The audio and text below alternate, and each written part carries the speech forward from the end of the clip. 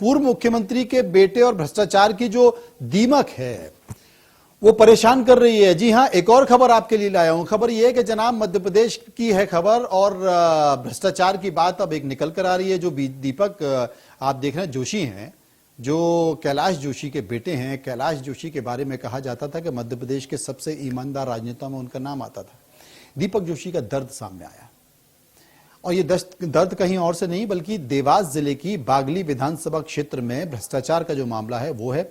उन्होंने बागली विधानसभा क्षेत्र को पूरे भारत में ईमानदारी के लिए जानने वाला बताया है। इसका जिक्र उन्होंने किया है अपने पिता के नाम का कि ये मेरे पिताजी की है और मेरे पिताजी यहां से कई साल तक चुनाव लड़ते रहे और ये अब यहां पर भ्रष्टाचार का अड्डा है। और ये आरोप उन्होंने किसी और पे नहीं बल्कि अभी तत्कालीन जो कलेक्टर वहां पर थे उनके ऊपर लगाया है। और उनके ऊपर ये साफ तौर पर कहा है कि देवास में जो कलेक्टर थे और कई लोगों की शिकायत मैंने की गई थी और वहां पर बागली भ्रष्टाचार का मामला बन चुका है, मुद्दा बन चुका है। और कलेक्टर जो तत्कालीन कलेक्टर चंद्रमौली शुक्ला हैं वो इस बात से अवगत थे। मैंने शासन में शिकायत की, भ्रष्टाचारियों की शिकायत की, लेकिन चंद्रमौली शुक्ला भी भ्रष्टाचार के पिट्ठू हो गए और भ्रष्टाचारियों के पिट्ठू हो गए। वो देवास में मैं शिकायत करता रहा लेकिन उन्होंने कोई शिकायत नहीं सुनी। अब नए कलेक्टर आए हैं, सम्मानीय नए कलेक्टर गुप्ता जी आए हैं। अब मैंने भी उनको शिकायत की और मैं देखता हूं कि वो कार्रवाई करते हैं कि नहीं करते। और अगर उन्होंने कार्रवाई नहीं की तो मैं ताल ठोककर सड़क से लड़ाई करूंगा, सड़क पर लड़ाई करूंगा, मैं कोर्ट में जाऊंगा और मैं ये बताने की कोशिश करूंगा कि मैं एक्सपोज करूंगा उन तमाम लोगों को जो भ्रष्टाचार से जुड़े हुए मामले हैं, भ्रष्टाचार में जिनकी संपत्तियों का पता चल जाता है, कितने करोड़ के घोटाले हैं, तमाम तरह की बातें उन्होंने की हैं।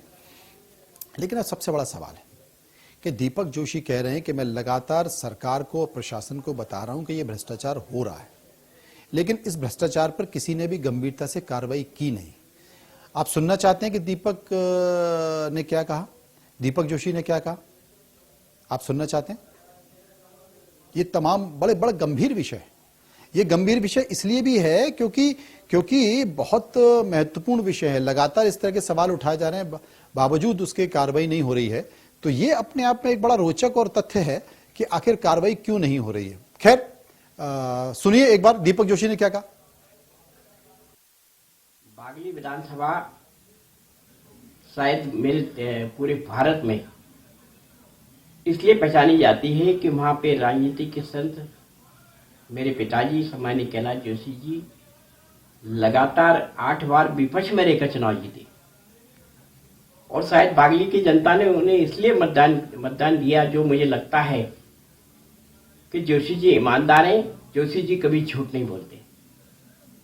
बागली की जनता हमेशा ईमानदारी के साथ रही है, लेकिन विगत कुछ सालों से बागली भ्रष्टाचार का पर्याय बनता जा रहा है। और नए साल 2023 में मैं जनता की लड़ाई सड़क पे भी लड़ूंगा और कानून के माध्यम से कोर्ट में भी लड़ूंगा।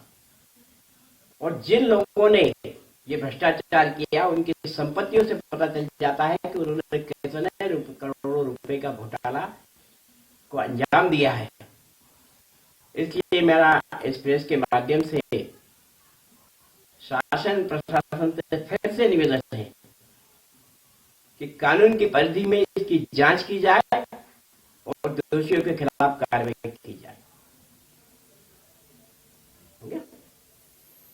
तो लगता है कि दीपक जोशी बहुत आहत हैं और वो इतना ज्यादा आहत हैं कि वो अब ताल ठोकने की मुद्रा में आ चुके हैं। यानी कि वो कह रहे हैं कि मैं सड़क पर भी लड़ाई लड़ूंगा और मैं न्यायपालिका में भी लड़ाई लड़ूंगा। उम्मीद है कि नए कलेक्टर आएंगे तो उनकी परेशानियों का जरूर कोई ना कोई निदान निकालेंगे और जिस भ्रष्टाचार की शिकायत वो कर रहे हैं उस पर निश्चित रूप से कोई ना कोई कार्रवाई होगी। फिलहाल मुद्दे की बात में इतना ही। बाकी खबरों के लिए आप चलते रहिए इंडिया न्यूज के साथ। नमस्कार।